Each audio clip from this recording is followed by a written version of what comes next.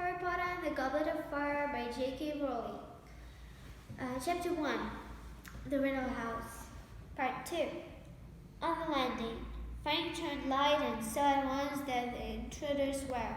At the very end of the passage, a door stood ajar, and a flickering light shone through the gap, casting a long silver of gold across the back floor. Frank edged closer and closer, grasping his walking stick firmly. Several feet from the entrance, he was able to see a narrow slice of the room beyond. The fire he now saw had been lit in the grate. This surprised him. He stopped moving and listened intently, for a man's voice spoke within the room and sounded timid and fearful. "There is a little more in the bottle, my lord, if you are still hungry." "Later," said a second voice. This too belonged to a man, but it was strangely high-pitched, and cold as a sudden blast of icy wind. Something about that voice made the sparse hair on the back of Frank's neck stand up. Moving closer to the fire, Wormtail. Frank turned his right ear towards the door, that better to hear, where came the chink of a bottle being put down upon some hard surface, and the dull, scraping noise of a heavy chair being dragged across the floor. Frank caught a glimpse of a small man, his back to the door, pushing the chair into place. He was wearing a long black cloak, and there was a bald patch at the back of his hat. Then he disappeared from sight again. "Where's the Giddy?" said the cold voice. I don't know, my lord," said the first voice nervously. "She set out to explore the house, I think." "You will milk her before we ever retire her," Wormtail, the second voice. "I will never feed in the night. The journey had taught me greatly," proffered. Frank inclined his good ear still closer to the door, listening very hard.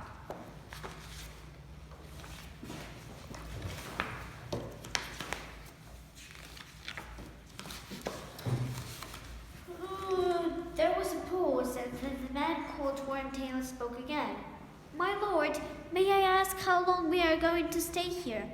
"A week," said the cold voice. "Perhaps longer. The place is moderately comfortable, and the plan cannot proceed yet. It will be foolish to act before the Quidditch World Cup is over." Frank inserted a granule finger into his ear and rotated it. Owing no doubt to a build-up of earwax, he had heard the word Quidditch, which was not a word at all. The Quidditch World Cup, my lord," said Wormtail. Frank dug his finger still more vigorously into his ear. "Forgive me, but I do not understand. Why should we wait until the World Cup is over?" "Because, fool, at this very moment the wizards are pouring into the country from all over the world, but every meddler from the Ministry of Magic will be on duty, on the watch for signs of unusual activity, checking and double-checking identities. They will be obsessed with security, lest the Muggles notice anything. So we wait." Frank stopped trying to clear his ear out. He had distantly heard the world's Ministry of Magic, wizards, and Muggles.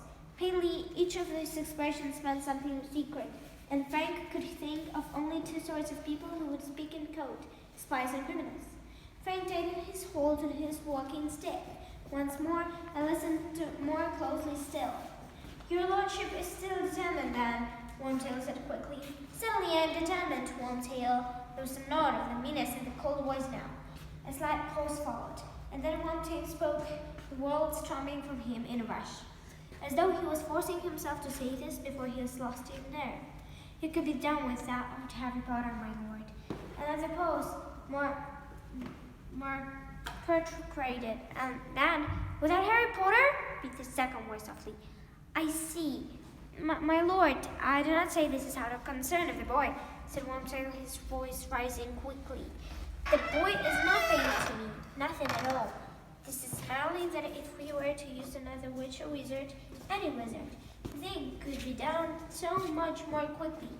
If you allowed me to leave you for a short while, you know that I can discuss myself most effectively. I could be back here in as little as 2 days with a suitable person." "I could use another wizard," said the second voice softly. "That is true."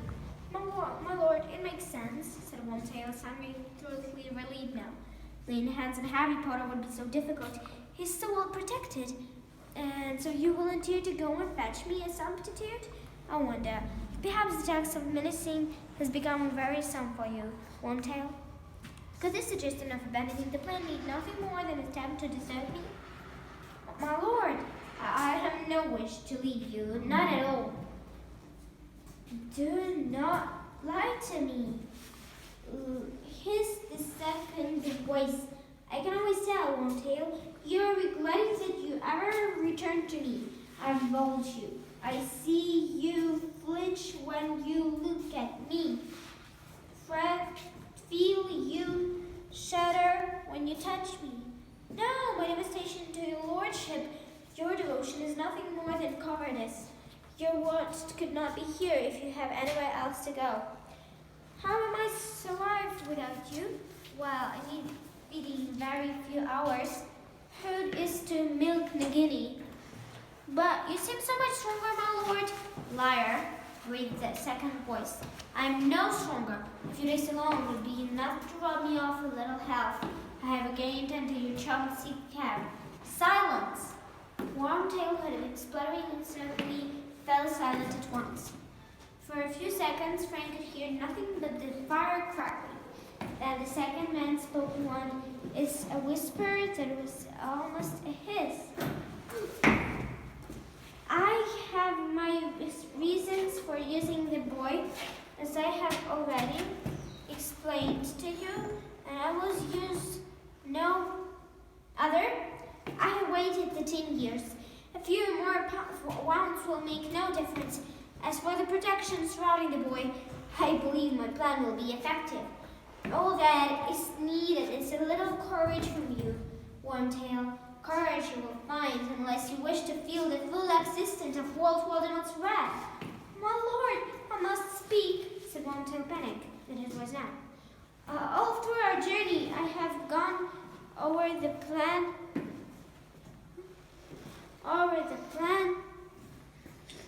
in my head, my lord.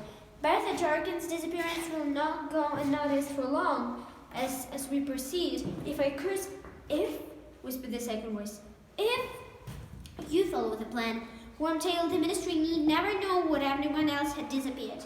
You will do it quietly and without fuss. I only wish that I could do it myself, but in my present condition, come, Wormtail. Once more obstacle removed in our patch of Harry Potter is clear. I am not asking you to do it alone.